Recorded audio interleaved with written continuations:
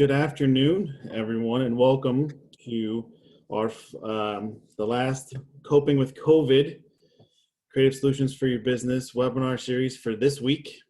Today is Friday, March 27th. My name is Patrick Luensmann. I am a Senior Program Manager at the University of Northern Iowa, joined today by Amy Kuhlers from the Iowa Economic Development Authority.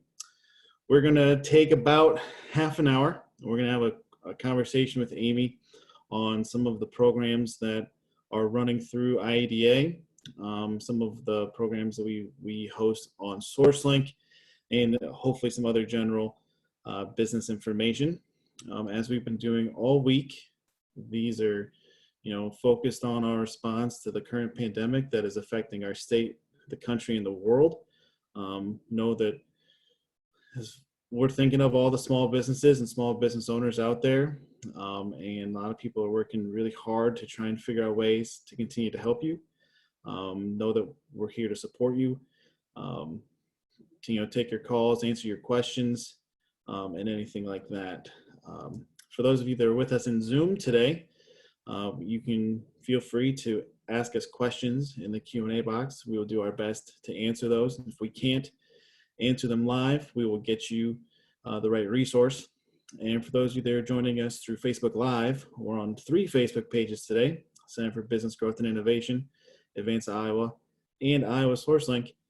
Go ahead and post questions, comments, links to the cool things that you've seen, and some of our staff will get that back to me and Amy for us to be able to answer or comment on. So with that, I'm going to turn it over to Amy and how about you give us a quick intro of yourself, and then we'll kind of jump right into it. I will. Thanks, Patrick. It's good to be here today. In this new world that we're living in, where going grocery shopping is our new social activity of the week, right? So I know I'm looking forward to that this weekend, maybe. So I am a program manager with the Iowa Economic Development Authority. I, in partnership with Patrick and you and I, I'm the program manager for the Iowa SourceLink program. However, this week, I have been honored to be part of IEDA's business recovery team. There's a handful of us at IEDA that are fielding many questions as we will talk about these programs that we've opened.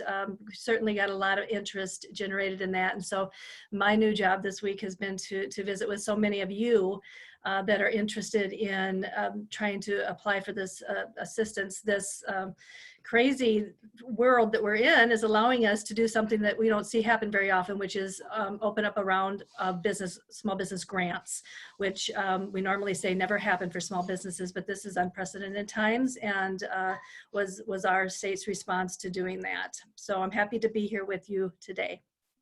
Awesome. So speaking of that, and one of the main things that I wanted to kind of pick your brain on and have you talk about today is the Small Business Relief Grant Program and Tax Deferral Program that the governor sort of she did announce last week. Has been going, and I know for you, you've been quite engaged this week. Can you kind of just give us the rundown on this? I put a few details up here on the slide, but please share with us as much as you can. I can, sure. So as Patrick mentioned, the governor and Director Durham made the announcement of this small business relief grant, which includes a grant as well as a tax deferral component, on Monday at the governor's press conference, and the grant application opened up on Tuesday morning at 8 o'clock. And since that time, we've had an incredible response from our small businesses, which really just demonstrates to us the need that really is out there right now. So we fully acknowledge that we're all in really turbulent times right now. But the program itself is designed for business owners who have up to 25 employees in their business. These are actually head counts. We don't take we don't look at FTEs, so we're not taking 2 part-time persons and making them a full-time person. And I have to apologize. My phone will continue to ring on my computer as I go through this today, as calls and questions come in from the outside. But so we do look at headcount for this, and that's one of the basic criteria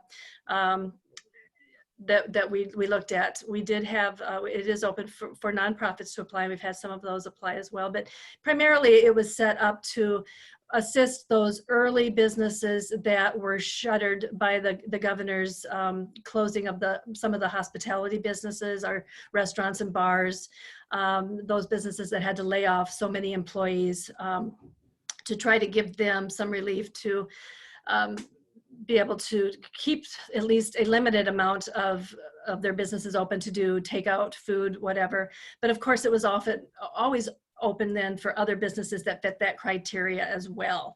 The other component of that did not have, or that does not, because the application is open until next Tuesday at noon, the other component of that does not have an employment requirement is the tax deferral. And that's for businesses that do have sales tax, withholding tax that they submit. The Department of Revenue is also working with us on this to have a tax deferral period so that cash can stay in your business instead of having to outlay it to pay those taxes right now. I'm not sure, I know the amount of months that they're deferring that, but that's just another mechanism for them to be able to keep some cash in your business. There was some rumor out originally that this was first come, first serve. So there was a big panic of people trying to flood or get as many applications as they could in at times or at the beginning. And we crashed our website. So we did make that better, but it's not first come, first served. We're taking applications through March 31st at noon. We still will maintain answering questions throughout the weekend. We've actually got a team that's going to be answering emails during the weekend for businesses. So if they have questions, they can continue to do that. There will be several required documents that you will need to have and upload for the business grant. We have a list of that on our website that Patrick has on the slide here for you to reference. So I would encourage you to go out and take a look at what those requirements are on our website. And there's also an FAQ on the program, and take a good look at that, because you only will get one opportunity to submit your application. You can't save it and come back later and continue to fill it out. You will lose it if you don't submit it. So you get a one and done. So we want to make sure that you have all of the documents that are necessary and make sure that you've taken your time and very thoroughly answered the application the way you want it to be answered. We've had several people come back to us, unfortunately, and say, you know, I answered yes to a question I should have answered no. And there's just no way that we can go back and make those changes. So that would be my item that I'd leave you on if you're interested in this, just to make sure you really look at the documentation that goes along with this. Get all of your documentation, your financials that you're needing to have those all ready in files to be uploaded so you can do it all at one setting. So that's kind of a brief overview of that program, and I can address questions if they come in on that. Yes, so we know the deadline is next Tuesday. Are you able to give us any insight or thoughts on what kind of the time frame looks like after next Tuesday at noon? Mm-hmm. The goal of the program is to, of course, get funds out to the businesses as soon as possible. We really want to spur this economy as everyone else does. What we're saying right now is they're already reviewing applications, so that process is already in place, and we're just going to continue to review. There will be some geographic. We're looking at the whole state, so we're not just going to be picking a lot of businesses from one area of the state for sure.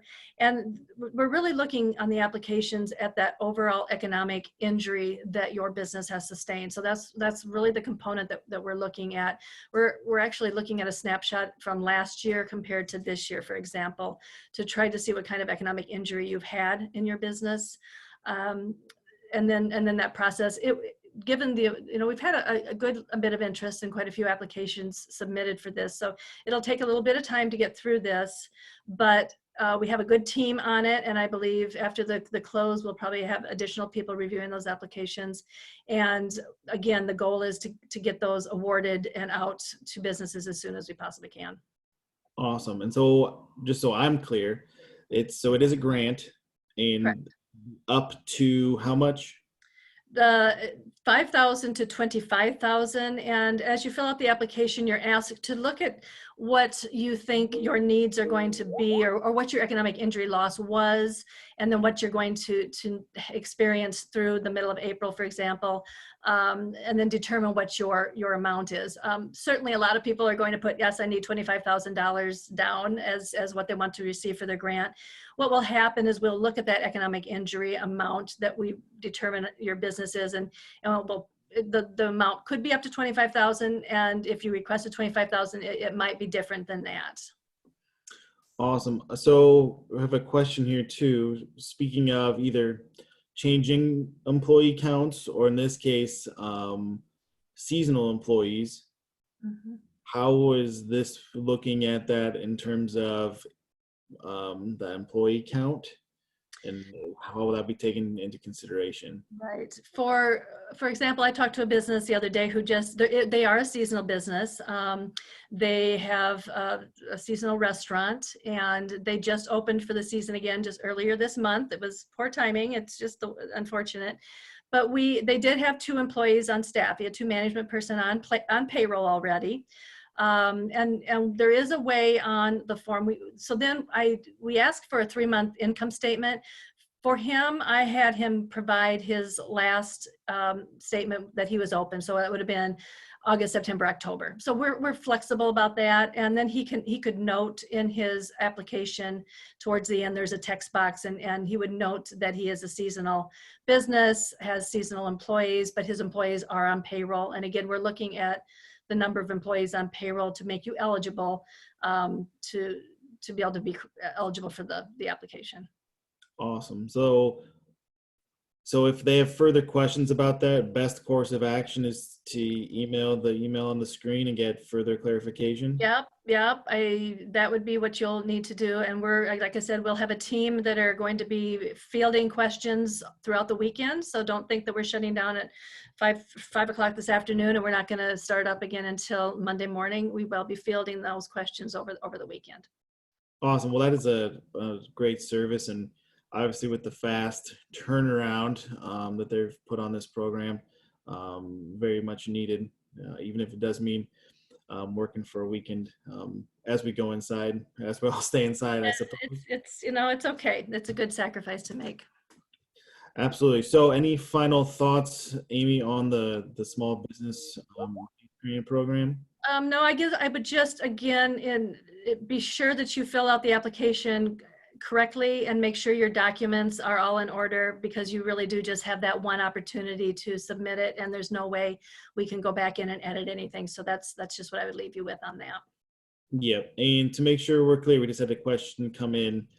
You do have to have an employee to qualify for the Small Business Relief Grant Program. Correct. You actually have to have 2 employees. It cannot be an LLC with 2 owners taking owner's draw, for example. You actually have to have the business paying you through a payroll in order to be eligible for the business or for the program. And so I guess maybe we should clarify that. So that means then it's an owner plus 2?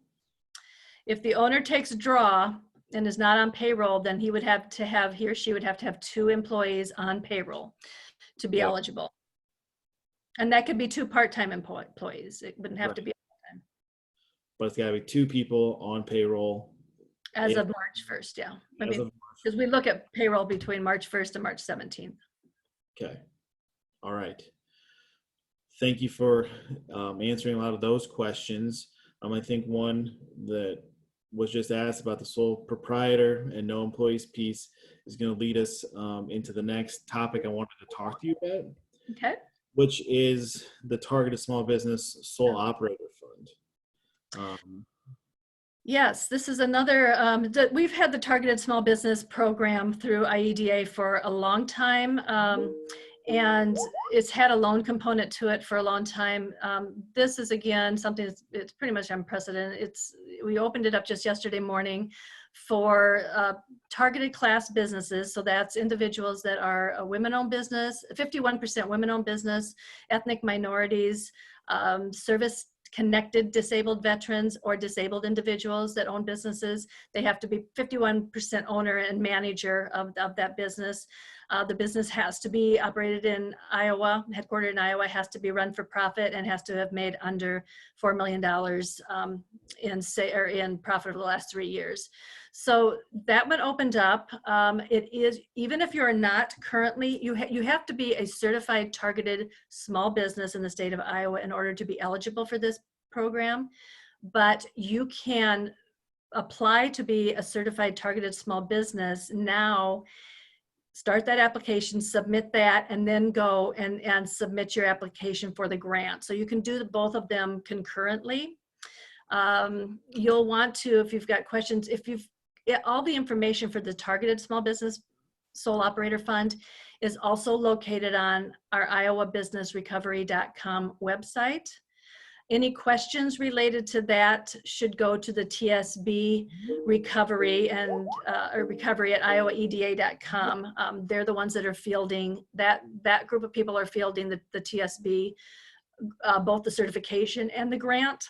So that's what you'd want to do with that. But that would be a program that a person who was a sole operator or an independent operator could apply for and potentially receive grant funds from.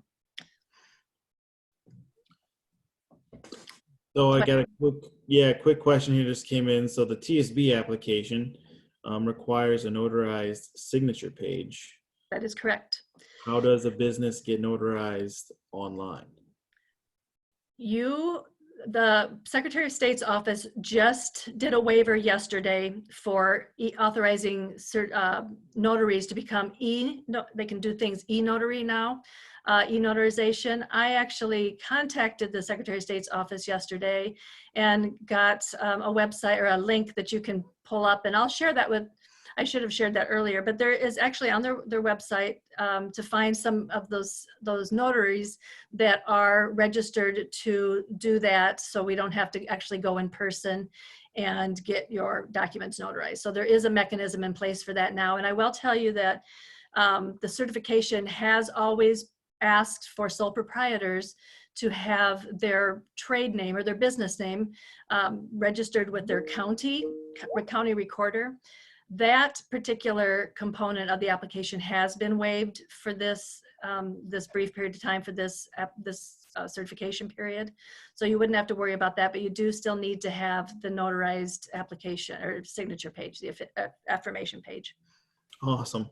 We did just get another comment too that if maybe the online thing isn't working, that they were able to get notarized by their bank by going through the drive-through. That's a very smart thing to do as well. Yeah.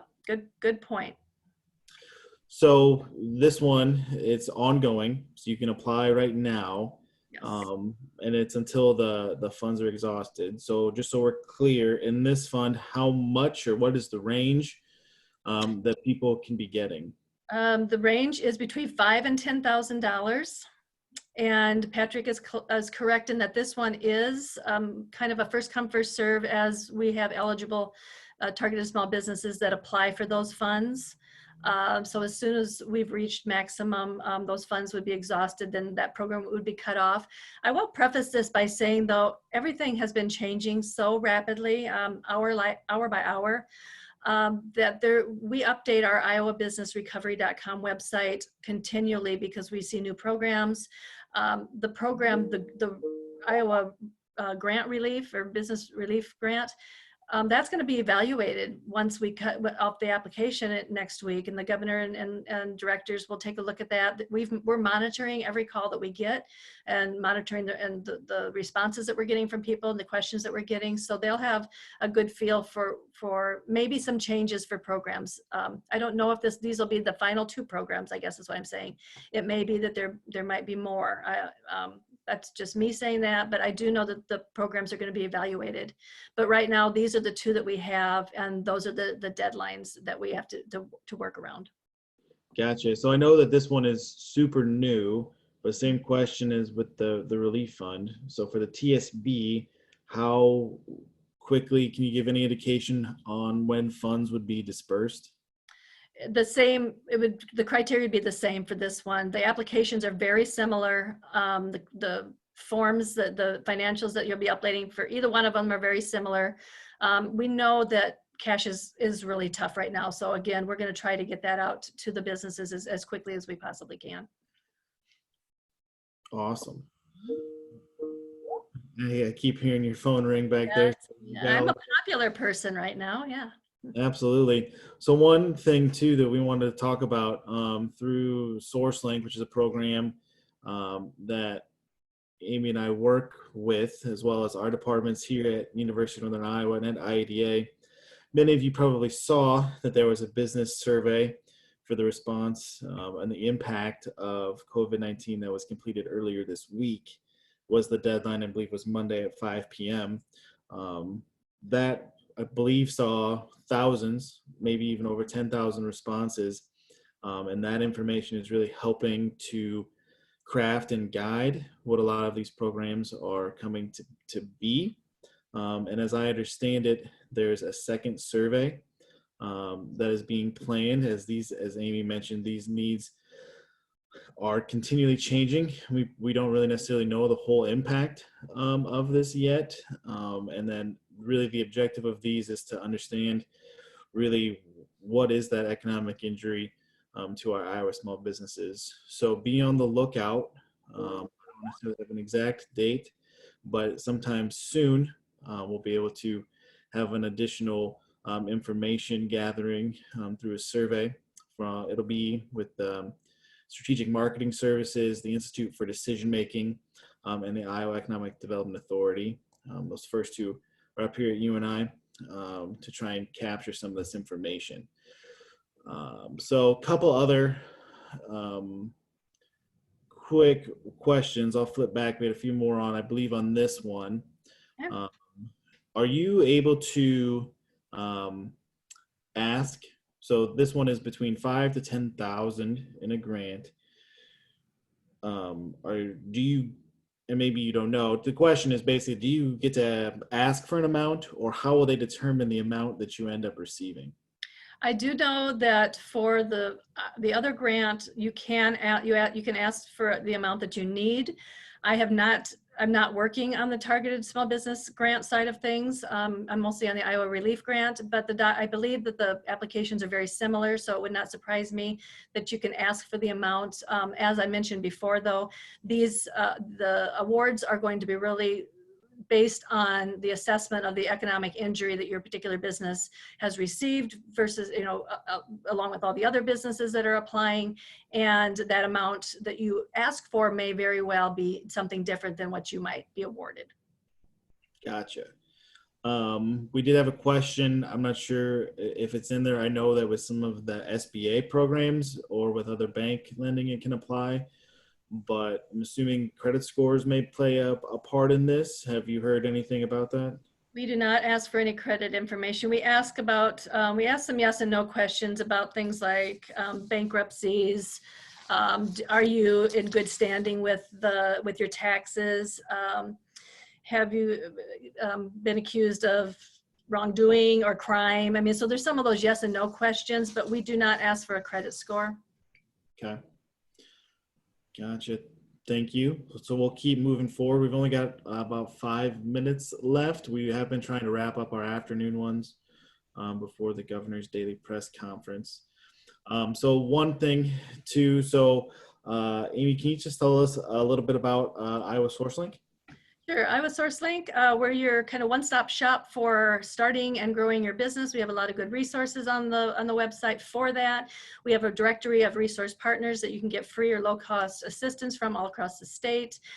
We also are the Business License Information Center. So as you start a business, all that regulatory information we have there. And most importantly, right now, we've built a pretty robust COVID-19 response couple of pages that has really good links to the information you're going to need. So it's a very viable and reliable source that you can go to, and Patrick has written the website there, and you can find our COVID-19 on the homepage to link out to.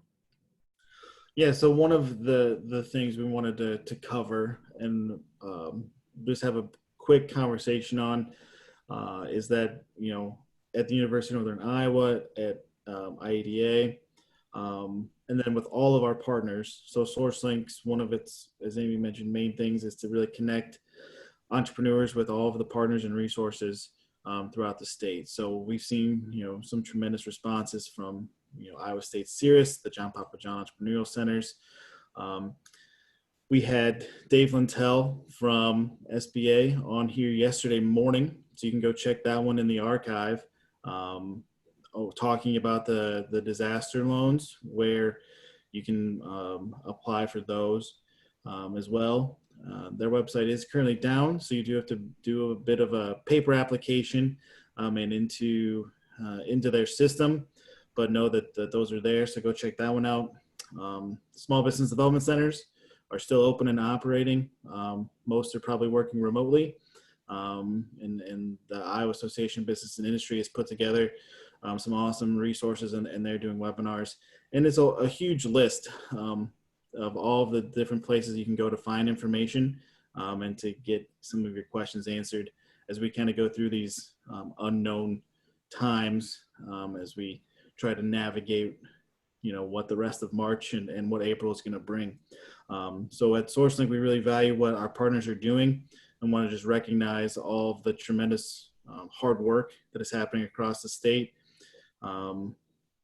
First and foremost with the business owners as they plan and make some really hard decisions that can be life altering for people.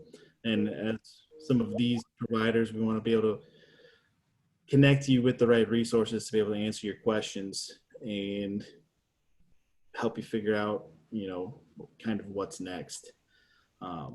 So we appreciate you know, being here with us today to kind of talk about some of those things. So as we kind of continue to move forward, keeping with our idea of keeping these pretty short, know that at the Center for Business Growth and Innovation in Advance Iowa, I mean, we're here to help. So our emails and phone numbers are there on the screen. Please reach out with any question. You can go to, you know, Google us up, send us an email, give us a call. We're all working remotely, you know, coming to you live from my basement right now. I think Amy's also at home. So as we continue to work through this together, there's been a lot of tremendous good stories that have come out of this crisis as people continue to work together and come together to kind of figure out how we can continue to move forward. Amy, any other thoughts on some of these business programs? If you have questions on anything, do just reach out to that business recovery at iowaeda.com. We've got a great team to try to address those questions for you, so don't hesitate to reach out to us and just hang in there. I've talked to a lot of businesses the last few days, and it's a lot of stories and a lot of positivity and some hardship, and just know that we're here for you, and we will help you any way that we possibly can. Awesome. Amy, I appreciate you taking the time to chat with me this afternoon, cover some of these really important state of Iowa business resources. We know it's an ever-changing equation, and I appreciate you spending the time to talk with us this afternoon and really hopefully give us some good insight. So this session has been recorded and will be available on advanceiowa.com as well as iasourcelink.com for you to come back and watch. We'll have some of that info in the descriptions where you can get those application details. If you have other questions, we're happy to answer them. With that, we're pretty much right at 2:30, which is where we wanted to end. And we will make it through the weekend. We'll be back next week starting at 10 a.m. with our Coping with COVID series. We're going to be talking about the new FFCRA. I believe I said that correctly. And talking about how that impacts your business and where we're going to go from there. The full schedule of the series can be found on advancediowa.com as well as iowasourcelink.com. Thank you everybody for attending. Know that we're here to support you and to help you in any way that we can. Please reach out so that we know and that we can do anything that we can to help. Thanks, Patrick. Thanks, Amy. Have a good weekend. Do you get to work the weekend too? I am working this weekend, yes. All right. Well, if you call and you get Amy, be nice to her. She was very nice. You'll let us talk to her this afternoon. Yes, but don't hesitate to call or to email. Actually, you'll be emailing, I think, but Emailing. Well, we appreciate everyone at IEDA's hard work on this and their leadership throughout this crisis. So thank you very much, and we will talk to everybody again hopefully soon. Thanks, Patrick. Yep.